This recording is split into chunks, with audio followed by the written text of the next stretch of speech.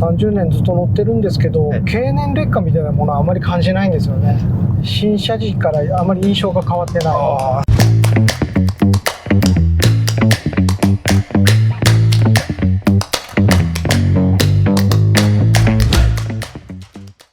ボーイズ&グリース TV ご案内役の司です。ゲストはこちらの方。お名前は？北島です。年齢は50歳です。お住まいは？東京都江戸川区です。お仕事？システムエンジニアです。家族構成は5人家族です。妻と子供が3人います。ということで、こちらは車何でしょうか？スバルのアルシオーネ SVX です。年式は92年式です。スバルアルシオーネ SVX と北島さんでたっぷりお届けします。お楽しみに。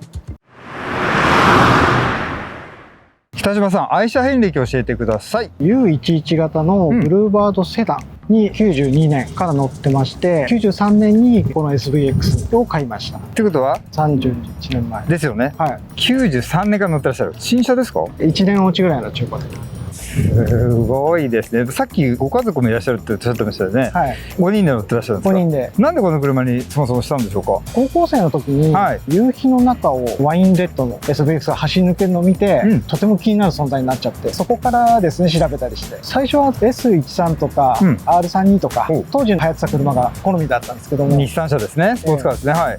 見かけてからは、もうこの車に気を取られたというか、これしかないぞと。当時はインターネットで調べるとかないですよね。どうやって調べたんですか？近所のディーラーとかまだ見れたんで。じゃあ当時はまだ発売してた、はい、スバルに。はい。すごい時代でございます。戻りたい、その時代に。買ったのは93年。どちらでお求めになりました？93年9月に近所のスバルのディーラー系の中古車屋さんですかね。それで中古車をお買い求めになった。はい。31年間も乗り続けられた理由ってありますか？新車が出るとちょいちょい車見に行くんですけど、他に気になる車も出てこなかったんで、そのまま乗り続けてますね。すごいです。特にどんなところ気に入ってらっしゃいます？派手さはないんですけども、クリーンなデザインだと思うんで、そこが気に入ってるところですね。あとは水平対向6気筒、これ完全バランスなんでいいものだと思うのと、あと 4WD と 4WS、当時としてはエアサス以外は何でもありっていうような。 4WS っていうのは簡単に言うと四輪が全部高く取るってことですよね。はい。リアタイヤの方もステアリング切れるっていう形。当時流行ってましたもんね。そうですね。すごいテクノロジーです。北島さん、アルシオーネ SVX 特徴はありますでしょうか？イタリアデザインの十字アローという人がデザインの原案をしていたっていうところと、スバル社らしく水平対向で 4WD であることですかね。レガシーやインコを作ったスバルの車ですもんね。そうですね。フラット6であって、4WD であるということ、スバルらしさがギュッと詰まってるということですね。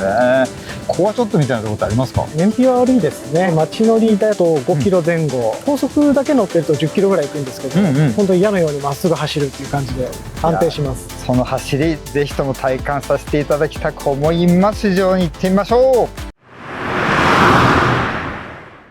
乗り込みましたと静かに言いたくなるほど、このスムーズな乗り心地ですね。そしてドアの重厚感、パチッと閉まる感じが、うわーすごいと思っちゃったんですよね。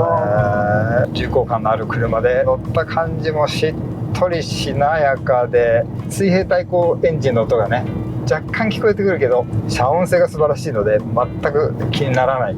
ちょっと気になってくれたら嬉しいかなぐらいの感じで聞こえてきてます。スムーズですね。エンジンはスムーズですね。なんだこれって感じのゆったりとした宇宙船のような乗り物ですけど、31年前に初めて夕日の中を走るエンジ色の個体を見て、そして自分のものにされて、どんな感想でした？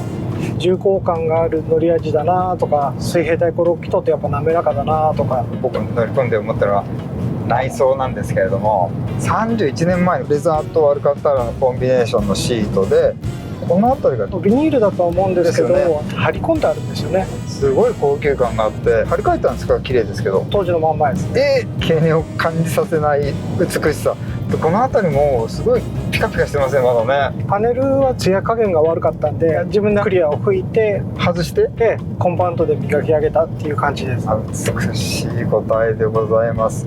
他になんかご自分で手を施されたとかあったりするんですか？10年ぐらい前に全塗装で塗装を塗り直してるんですけど、その時にボンネット上のオーナメントとかウィンドウウォッシャーの吹き出し口とかを取ってしまってスムージングしてもらってますね。あとリアスポイラーも当初買った時にはつけていたんですけども、取ってしまって、トランクリットもシルバーのボディ同色にして形として後ろのエッジが立って見えるんで、スポイラーなしでも成立するなっていう。それでツルツル感とかスムーズ感が出てたんですね。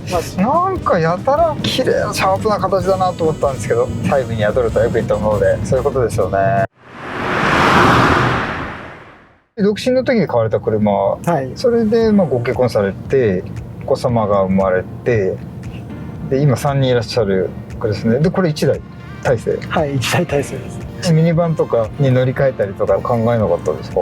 家族は徐々に増えていったっていうところもあって、日常の生活が全然成立しちゃっていたんで、特に買い替える機会もなく乗り続けてますね。徐々に増えていったんで、そんなに気苦労もなかったというか、なだらかに増えていったので、はい、一番下のお子さん何歳でいらっしゃいますか？今0歳ですね。9ヶ月ぐらいです。ということはもうちょっと大きくなったら考えるかもしれないですけど、今度上の子はどんどん大きくなっていくんで。なるほど。同時に5人乗る機会っていうのはあんまりない下が上がってくると上がぐっと押し出されて、はい、普通に5人乗れる車なんで日常生活は事足りちゃいますね。当然お買い物だったりとか、旅行だったりとかもあると思うんですけど、こんなちょっと違和感がある面白いなっていうことあります？こんなとこ行きましたみたいな。上の子たちを連れてこの車で虫取りとかよく行ってますね。公園に行って、はい、虫網を持った子供たちが出てくる。はい、そうです。それは面白すぎますね。サイエンスフィクションの世界みたいな。じゃあどこでも行くってことですね。狭いとかもっと広いのがいいとか、そういうクレームとかあったりしないですか？妻は狭いかなっていうのはあるんですけど、子供らは生まれた時からこれ乗ってるんで違和感はないようですね。どんな大人になるか楽しみですね。何を買ってくれるんでしょうか。大人になったら楽しみだな。でストレスも感じてないってことですね。その家族5人乗ってらっしゃることに関しては。運転的に関しては何人乗ってても変わりはないので。確かに。パワー的にはどうですか？スピードはあんまり出さない方なんで問題ないです。なるほど。このモニターもなんかちょっと新しく見えますけど、これどうしたんですか？カーナビは今年買いましたね。これ8インチのカーナビ本来は入らないんですけど、ちょっとパネル切ったら入ってくれたんで。ひょっとしてご自分でやったんですか？何でも自分でやります、ね。何でも自分でやられる。素晴らしいでございますね。オリジナルをリスペクトしつつも現代のものと融合している。外装に関してもそうですけど、取っ払ってもデザインを削ることなく仕上がってますよね。ベースは全く変えるつもりはないんですよね。あくまで現代化ですかね。オリジナルを残したい感じはありますね。リスペクトですね。実は僕結構欲しくて探してたりしてたこともあるんですよ。やっと乗ることができました。ありがとうございます。運転しますか？いいですか？ぜひぜひ。ありがとうございます。嬉しい。これは飛ばす気になる車って感じではないですね。ゆるっと乗って。よくできてると思う。いや本当にものすごい褒め言葉で癖がないから楽しく乗れる。癖がなさすぎて楽しくない車あるんですけど、はい、嫌味の全然ない、トゲのないと言った方がいいのでしょうか。全てがスムーズに、エクステリアもスムーズになってるし、いやーいいな。それでこのガラス張りでしょ。宇宙船みたいです。僕の中ではしっとりしてて、で今ちょっと上り坂じゃないですか、ちょっと踏んでもスッと行ってくれるし、気持ちのいいフィーリングですね。30年以上前の車ですもんね。そうですね。助手席を乗れたことあります？何年ぶりだろうね。どうですか印象は？ダッシュパネルが低いんだなっていう。今の車はエアバッグとかついてたりとかこれごつかったりしますけど、30年以上この景色でほぼ乗ってらっしゃるからあんまり乗ったことがないってことで、目の前に壁がないって感じ。なるほど。本当に素晴らしい車でございます。月の維持費とか整備費なんていうのはどんな感じなんですか？駐車場代とガソリン代ぐらいが基本で、保険は年間3万円台ですかね、はいはい、であとは数年に1回は比較的大きい修理が入って2、30ぐらいが数年に1回ですかね。あとは車検が2年に1回。あ、そうですよね。重整備どんなことにどれぐらいかかったことがあります？この30年で。10年ぐらい前の全塗装はやっぱり50ぐらいかかったんですけど、それ以降はエアコン周り、ヒーターコアっていうこのダッシュボードの裏に入ってるんですけど、の交換とかは20はいかないぐらいかかったとか、であとプロペラシャフトがガタガタ言い出したんで、それも交換とかっていうのがここ数年かかったところですかね。大きく買い替えるのと比べるとコストは安いですね。今他のブランドでこういう乗用車から上のスペシャリティカーみたいなそうですね、ランクに入る車ってとても高くなってしまったんで、当時はお買い得な時代だったんだなっていうかもしれないですね。そしてこういうガラス張りのね、変化球も変化球じゃないですか、ドアも2枚手ぐらいですよね。だからね、そうですね、はい、とても特殊なコンセプトのもと作られた車、よく当時反抗してくださいましたね、上の人たちは。これね、スバルの。そうですね、当時はやっぱ各社ともとんがった車は出してましたからね。確かにそうですよね、夢のある時代でした。本当にそう思います。でその夢のあるものがちょっと手を伸ばせばなんとか買えるっていう、今買えないランクに行っちゃってますからね。そうですね、フェラーリ欲しい人は買えないですもんね、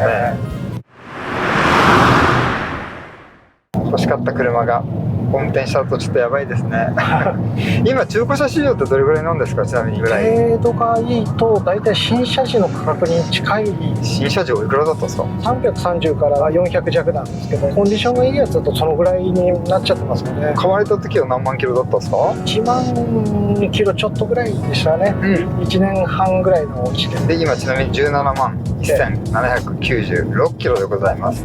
30年にしてはそんなに乗ってらっしゃらない。やっぱり週末だけっていう感じですから、そうですね、大切に乗ってらっしゃいます。しっとりしなやかな走りを十分に楽しんでらっしゃるということで、本当に羨ましい答えです。30年ずっと乗ってるんですけど、経年劣化みたいなものはあまり感じないんですよね。新車時からあまり印象が変わってない。